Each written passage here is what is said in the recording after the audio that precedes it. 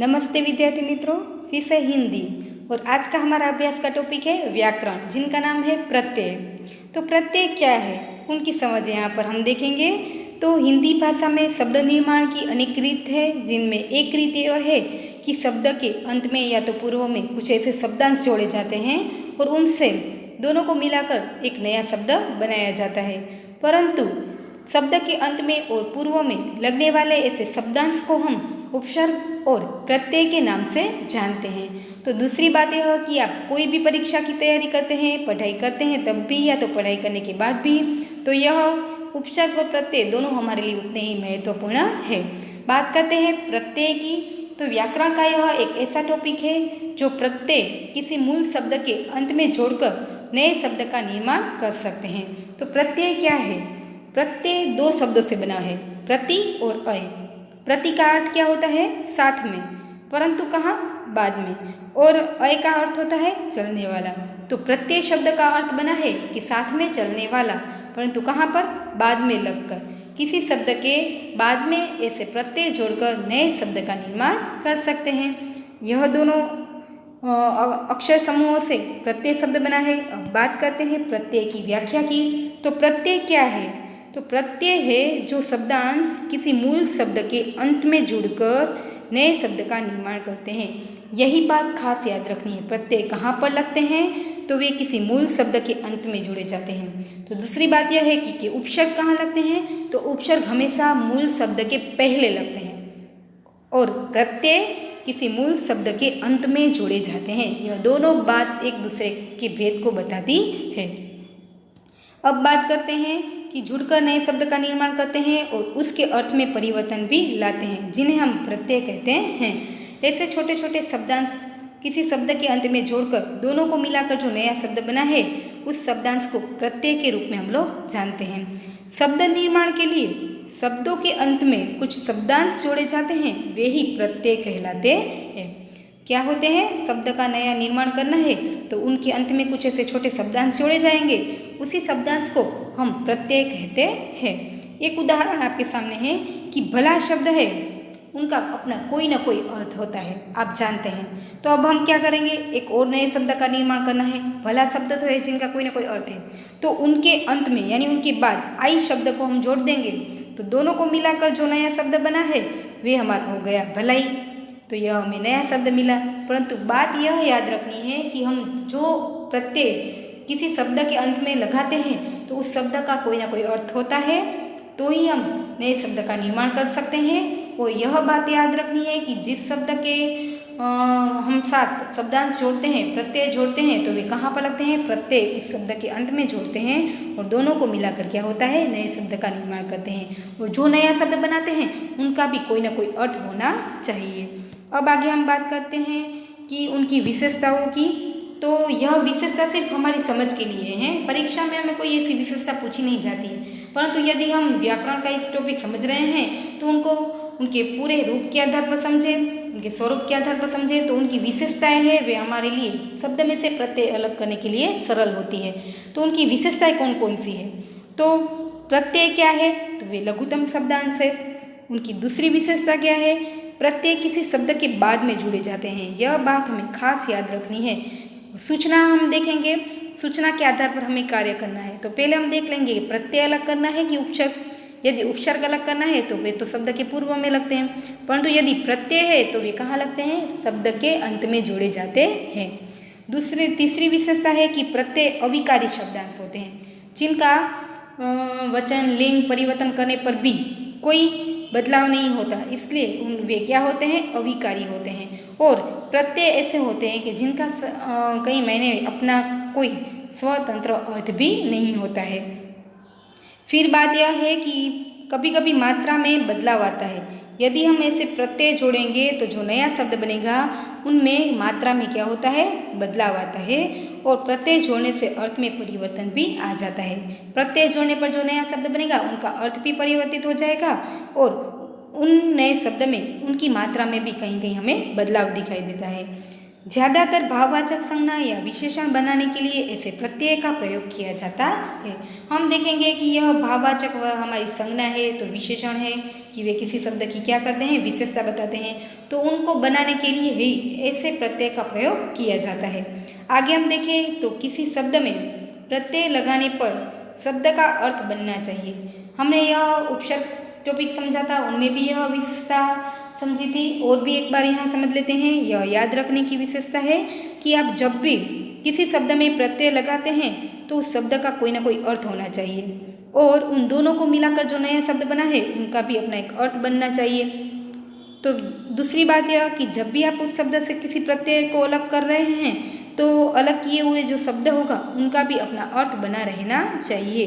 यह दो विशेषता दोनों टॉपिक में समान है, उपसर्ग का लो या तो प्रत्यय का लो। क्या है कि आप जब भी किसी शब्द के पहले या तो पूर्व उपसर्ग या प्रत्यय लगाते हैं तो जो नया शब्द बनेगा उनका कोई ना कोई अर्थ बनना चाहिए, और किसी अर्थ वाले शब्द के ही पूर्व या बाद में लगाएंगे। और दूसरी बात यह कि आप जब भी उनमें से प्रत्यय अलग करते हैं या उपसर्ग अलग करते हैं तो जो बचा हुआ शब्द है उनका भी कोई ना कोई अर्थ बना रहना चाहिए। यह थी हमारी प्रत्यय की विशेषता, जिनको ध्यान में रखकर हम शब्द में से प्रत्यय को अलग कर सकते हैं। उनके बाद है उनके प्रकार की बात।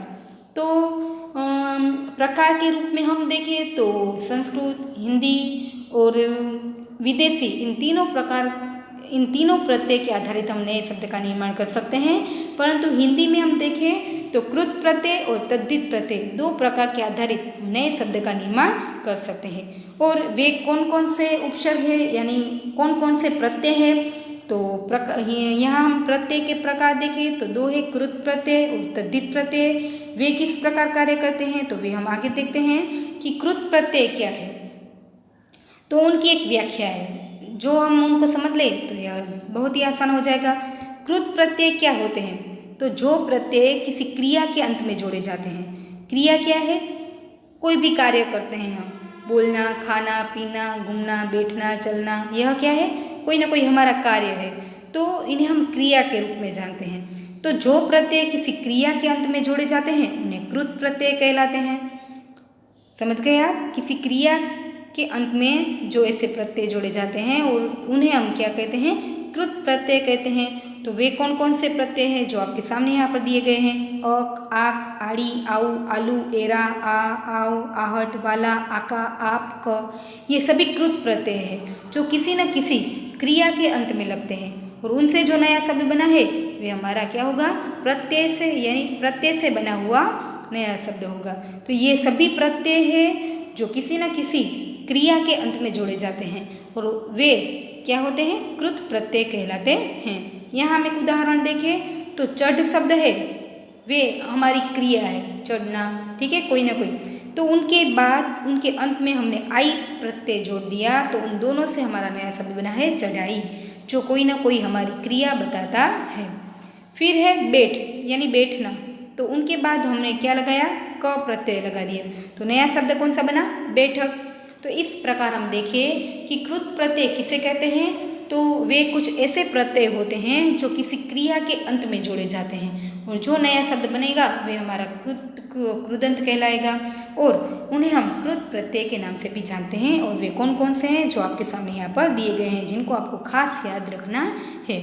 अब बात करते हैं दूसरे कि तद्धित प्रत्यय क्या है। पहला था हमारा कृत प्रत्यय, तो दूसरा प्रकार हमारा कौन सा है, तद्धित प्रत्यय। तो तद्धित प्रत्यय किसे कहते हैं, तो जो प्रत्यय किसी संज्ञा हो, सर्वनाम हो और विशेषण के अंत में जोड़कर जो नए शब्द का निर्माण करते हैं, ऐसे शब्दांश को हम तद्धित प्रत्यय कहते हैं। पहला प्रकार था कृत प्रत्यय, वे हमेशा किसी न किसी क्रिया के अंत में लगाए जाते हैं। तो तद्धित प्रत्यय किसे कहते हैं, तो वे कोई संज्ञा हो, विशेषण हो और या तो कोई सर्वनाम हो, उनके अंत में लगाए जाते हैं, और उनसे जो नया शब्द बनेगा वे जो शब्दांश है वे तद्धित प्रत्यय कहलाएगा।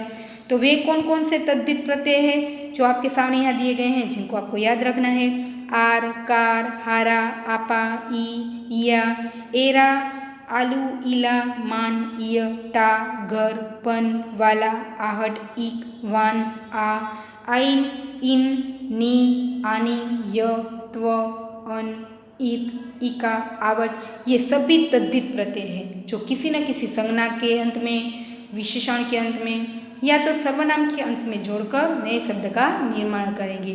ज़्यादातर हमने देखा कि भाववाचक और विशेषण शब्द बनाने के लिए ये तद्धित प्रत्यय हमारे लिए उपयोगी होते हैं। तो वे किस प्रकार कार्य करते हैं, उनके भी कुछ उदाहरण हमारे सामने हैं। बात यह है कि खास आपको ये कौन कौन से प्रत्यय हैं उनको याद रखना है। परीक्षा में हमें शब्द में से प्रत्यय ही अलग करने होते हैं। तो यदि आपने शब्दांश को पहचान लिया, यही शब्दांश वे क्या है, प्रत्यय है। वे चाहे तद्धित प्रत्यय हो, कृत प्रत्यय हो, उनको हमें याद रखना है। कौन कौन से प्रत्यय है उनको हमें याद रखना है। आगे हम देखें तो एक उदाहरण आपके सामने है कि वान वान, यहाँ से समझ लीजिए आपने एक तद्धित प्रत्यय ले लिया वान। तो गुण शब्द है उनका तो कोई ना कोई अर्थ है। पहली विशेषता यह थी कि वे प्रत्यय लघुत्तम शब्दांश है। फिर दूसरी यह थी कि वे किसी मूल शब्द के अंत में जुड़े जाएंगे। फिर तीसरी यह थी कि दोनों को मिलाकर जो नया शब्द बनेगा उनका कोई ना कोई अर्थ बनेगा। तो वान जो है वे हमारा क्या है, प्रत्यय है, और गुण शब्द वे हमारा मूल शब्द है। उनके बाद वान लगाया तो नया शब्द बन गया गुणवान। तो वे हमारा जो नया शब्द बना उनका कोई ना कोई अर्थ बना। हमारी विशेषता यह थी कि जो नया शब्द बनेगा उनका कोई ना कोई अर्थ बनना चाहिए। तो यहाँ हमारे सामने नया अर्थ मिल गया। दूसरा उदाहरण है शहर। शहर क्या है, वे हमारी संज्ञा है। तो उनके बाद लगा वाला, तो नया शब्द बना है शहर वाला। शहर शब्द है वे हमारी संज्ञा है, और उनके बाद हमने यहाँ से कोई एक प्रत्यय ले लिया वाला, समझ लीजिए। तो जो शहर शब्द है वे हमारी संज्ञा है जिनका कोई ना कोई अर्थ है। तो वाला शब्द उनके अंत में जोड़कर नए शब्द बना हमारा शहर वाला। यहाँ गुण शब्द था वे हमारा विशेषण था, और जिनके अंत में हमने वान लगाया था तो नया शब्द बना था गुणवान। तो यह विशेषता है, या तो उनकी जो व्याख्या है कि संज्ञा या सर्वनाम या तो विशेषण के अंत में ऐसे कुछ प्रत्यय जोड़कर नए शब्द का निर्माण कर सकते हैं, जिन्हें हम तद्धित प्रत्यय कहते हैं। अब आगे हम देखेंगे कुछ उदाहरण कि ऐसे कौन कौन से प्रत्यय हैं। समझ लीजिए, चाहे वे कृत प्रत्यय हो या तो तद्धित प्रत्यय हो, कौन कौन से ऐसे प्रत्यय हैं और कहाँ लगते हैं, और जो नए शब्द का वे किस प्रकार निर्माण करते हैं, उनके कुछ उदाहरण हम देखें। तो देख लीजिए, यहाँ पर बात है कि प्रत्यय है वे हमेशा कहाँ लगते हैं, किसी मूल शब्द के अंत में लगेंगे। तो देखिए यह मूल शब्द है। फिर प्रत्यय उनके साथ जुड़े जाएंगे उनके अंत में, तो ये हमारे प्रत्यय है। दोनों को मिलाकर जो नया शब्द बना है वे हमारे नए शब्द बन गए हैं। किस प्रकार बनते हैं देखते हैं। ईमान शब्द है वे हमारा मूल शब्द है। हमने उनकी विशेषता देखी थी कि आप जब भी प्रत्यय लगाते हैं तो उस शब्द का कोई ना कोई अर्थ होगा। अर्थ वाले शब्द के अंत में ही प्रत्यय जोड़ेंगे, और जो नया शब्द बनेगा उनका भी कोई ना कोई अर्थ बनेगा। तो ईमान शब्द का तो कोई ना कोई अर्थ है, तो उनके अंत में प्रत्यय जोड़ दिया दार, तो नया शब्द हमारा बन गया ईमानदार। दूसरा है कायर। कायर शब्द का कोई ना कोई अर्थ है, तो उनके अंत में प्रत्यय जोड़ा है ता, तो नया शब्द बनता है कायरता। स्वर्ग। स्वर्ग शब्द का कोई ना कोई अर्थ है, उनके अंत में ईय लगा दिया तो वे हो गया स्वर्गीय।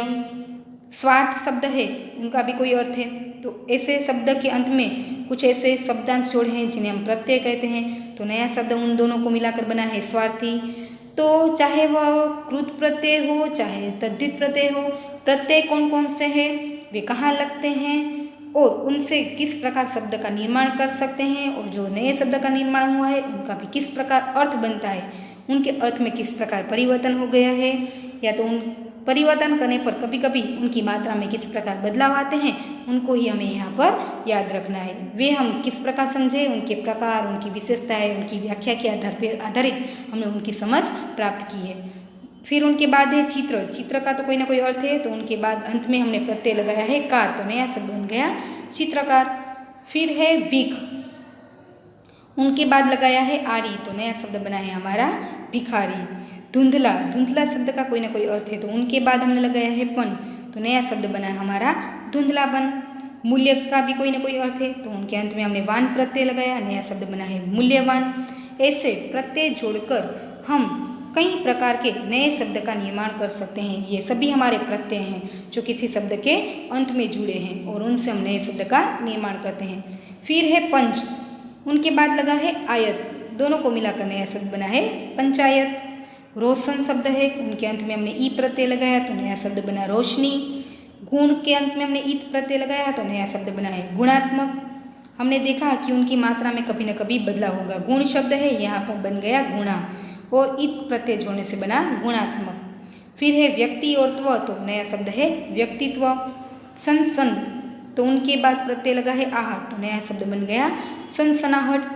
झूठ के बाद आ प्रत्यय लगा तो नया शब्द बना झूठा। बाजी के अंत में घर शब्द लगाया यानी शब्दांश लगाया तो नया शब्द बन गया हमारा बाजीगर। इस प्रकार प्रत्यय जोड़कर हम कई ऐसे नए शब्द का निर्माण कर सकते हैं। यह समझ तो हमने ले ली, पर अब बात आती है कि परीक्षा में हमें किस प्रकार पूछा जाता है। तो आप देखेंगे यहाँ पर कि परीक्षा में हमें कौन सी सूचना होती है और कैसे उनको अलग करने के लिए कहा जाता है। तो यहाँ आप देख सकते हैं कि कुछ सूचनाएं हमारी इस प्रकार होती है कि निम्नलिखित शब्द में से प्रत्यय अलग कीजिए। अब प्रत्यय क्या है, तो वे छोटे छोटे लघुत्तम शब्दांश है। प्रत्यय कहाँ लगते हैं, किसी मूल अर्थ वाले शब्द के अंत में लगते हैं, और जो नया शब्द बनता है वह अधिक प्रभावशाली बनता है, उनका कोई ना कोई अर्थ बनता है। कभी कभी उनकी मात्रा में हमें क्या दिखाई देता है, बदलाव भी दिखाई देता है। अब हमें करना क्या है कि ऐसे शब्द में से प्रत्यय को अलग करना है। तो हम उनकी विशेषता और उनकी व्याख्या के आधारित यह कार्य बहुत ही सरलता से कर सकते हैं। समझ लीजिए आपके सामने खनिज शब्द है, उनमें से हमें क्या करना है, प्रत्यय अलग करना है। तो पहले हम देखेंगे खनिज शब्द को अलग कर देंगे तो ज का कोई अर्थ होगा, ज प्रत्यय हो गया। पहले तो बात यह है कि प्रत्यय हमें अलग करना है, सूचना हमारी है प्रत्यय अलग कीजिए। प्रत्यय कहाँ पर लगे होंगे, किसी शब्द के अंत में लगे हुए होंगे, तो हम पहले उनको अर्थ उनके अंत को देखेंगे। तो खनिज शब्द है जिनमें से ज को अलग कर देंगे तो खनि का कोई अर्थ हुआ नहीं। तो क्या करेंगे, हम यहाँ पर पहचानेंगे कि मूल शब्द कौन सा यहाँ अलग होगा। तो खान शब्द है जिनका कोई ना कोई अपना अर्थ होता है, ठीक है। और उनके अंत में हम कौन से प्रत्यय लगाएंगे, ईज प्रत्यय लगाएंगे। तो जो उन दोनों को मिलाकर नया शब्द बना हमारा खनिज। तो इनमें से हमारा प्रत्यय कौन सा अलग हुआ, ईज, ठीक है। यह हमारा क्या है, प्रत्यय है। मूल शब्द में से प्रत्यय अलग करना है। तो पहले हम देखेंगे कि प्रत्यय कहाँ लगते हैं, अंत में। तो हम कोई मूल शब्द को अलग कर देंगे तो जो बचा है वे हमारा क्या हो जाएगा, प्रत्यय हो जाएगा। दूसरा है डाकिया। अब हम इन शब्द में प्रत्यय किस प्रकार अलग करेंगे, तो प्रत्यय कहाँ लगाए जाते हैं, अंत में। तो या शब्द अलग करेंगे तो डाकी का कोई अर्थ होगा नहीं। तो यहाँ हम क्या करेंगे, तो पहले मूल शब्द को पहचानेंगे। यहाँ कौन सा ऐसा मूल शब्द होगा जिनसे हमें पता चलता है कि इनमें कौन सा प्रत्यय जुड़ा है। तो डाक समझ लीजिए, डाक का कोई ना कोई अर्थ होता है और उनमें अंत में हमने यह प्रत्यय जोड़ा है, तो उन दोनों को मिलाकर हमारा नया शब्द बना था डाकिया, ठीक है। तो अब इन डाकिया शब्द है जिनमें से हमारा प्रत्यय कौन सा हो गया, या वे क्या है, प्रत्यय है। जो यहाँ पर आप देख सकते हैं ई शब्द है वे यहाँ पर इस प्रकार लगा है और या यहाँ पर इस प्रकार जोड़ दिया गया है। और या शब्द है, शब्दांश जो है वे हमारा क्या हो गया, प्रत्यय हो गया। फिर देखते हैं पत्रिका। तो यहाँ हम देखेंगे कि प्रत्यय अंत में लगाए जाते हैं। तो सिर्फ का अलग कर दिया तो पत्रिका कोई अर्थ होता है नहीं, क्योंकि हमने तो यह विशेषता देखी थी कि आप जब भी प्रत्यय अलग करते हैं तो जो शब्द बचा है उनका कोई ना कोई अर्थ होना चाहिए। यदि हमने का शब्द को अलग कर दिया तो पत्रिका तो कोई ना कोई अर्थ नहीं है। तो अब हम देखेंगे कि यहाँ पर कौन सा शब्द होगा, पत्र शब्द होगा और प्रत्यय हमारा कौन सा होगा, इका। तो यहाँ पर हम देखेंगे कि पत्र शब्द मूल शब्द है और इका हमारा प्रत्यय है, दोनों को मिलाकर हमारा शब्द बना था पत्रिका। तो इस शब्द में से हमारा प्रत्यय कौन सा होगा, इका। पत्र और इका दोनों को मिलाकर बना था पत्रिका। यहाँ पर देखेंगे पीड़ित शब्द है, तो प्रत्यय तो कहाँ पर होंगे, अंत में। तो पीड़ी का तो कोई अर्थ होगा नहीं, त को यदि हम अलग कर दे, प्रत्यय तो अंत में लगाए जाते हैं। दीत यदि अलग कर दिया तो पी का कोई अर्थ होगा नहीं। तो अब हम बात करते हैं कि इनमें से मूल शब्द कौन सा है। तो मूल शब्द समझ लीजिए पीड़ा होगा, तो जिनमें इत प्रत्यय जुड़ा हुआ है और इन दोनों को मिलाकर उनकी मात्रा में कहीं बदला हुआ है और नया शब्द बना है हमारा पीड़ा। तो इत है वे हमारा क्या है, प्रत्यय है। इस प्रकार हम नए शब्द का निर्माण कर सकते हैं और शब्द में से प्रत्यय अलग भी कर सकते हैं। सीमित शब्द है जिनमें हम देखें तो प्रत्यय तो अंत में ही होते हैं। तो सीमित अलग कर दिया तो सिमी का कोई अर्थ होगा नहीं। मित अलग कर दिया तो सी का कोई अलग अर्थ होगा नहीं। तो मूल शब्द हमारा होगा सीमा और उन में प्रत्यय लगा होगा इत, तो इन दोनों को मिलाकर क्या होगा, सीमित हो जाएगा। यहाँ पर हम देखेंगे कि आ है और ई है, दोनों को यदि हम मिलाएंगे तो मी बनेगा, यानी उनकी मात्रा में परिवर्तन होगा और नया शब्द हमारा बना सीमित। और इनमें हम देखें तो प्रत्यय कौन सा था हमारा, इत। इस प्रकार शब्द में से प्रत्यय अलग करने के लिए हमें पूछा जाता है। पहला शब्द था जिनमें था डाक प्लस यानी इया, नया शब्द था हमारा डाकिया, तो इनमें प्रत्यय कौन सा था हमारा, इया। दूसरा था पत्रिका, तो पत्र और इका, तो प्रत्यय कौन सा था हमारा, इका। तीसरा था पीड़ित, तो पीड़ा और इत, तो नया था इनमें प्रत्यय था इत। फिर था खनिज, तो खान अलग कर दिया तो नया शब्द था ईज, यानी ईज वे हमारा प्रत्यय था। सीमित, जिनमें सीमा शब्द अलग कर दिया तो इत वे हमारा क्या था, प्रत्यय था। इस प्रकार शब्द में से प्रत्यय अलग कर सकते हैं। हमने इस व्याकरण के टॉपिक में प्रत्यय क्या है, उनके प्रकार कितने हैं, उनकी व्याख्या क्या है, विशेषताएं कौन सी है और कौन कौन से प्रत्यय हैं जिनका प्रयोग करके नए शब्द का निर्माण तो करते हैं और उन शब्द में से प्रत्यय किस प्रकार अलग करते हैं और इन दोनों के बीच किस प्रकार उन नए शब्द का निर्माण होता है, अर्थ में परिवर्तन होता है, या तो प्रत्यय अलग करने पर भी वह शब्द किस प्रकार अलग होता है जिनका अपना अर्थ बना रहता है, उनके बारे में हमने यहाँ पर जानकारी प्राप्त की है। आशा है कि आपको यह व्याकरण का टॉपिक जो है प्रत्यय वे समझ में आ गया होगा। तो आप क्या करेंगे, इनको एक बार पूरा देखकर उनकी समझ प्राप्त करेंगे और यह पूरा टॉपिक आप अपनी नोटबुक में भी लिखेंगे। नमस्ते।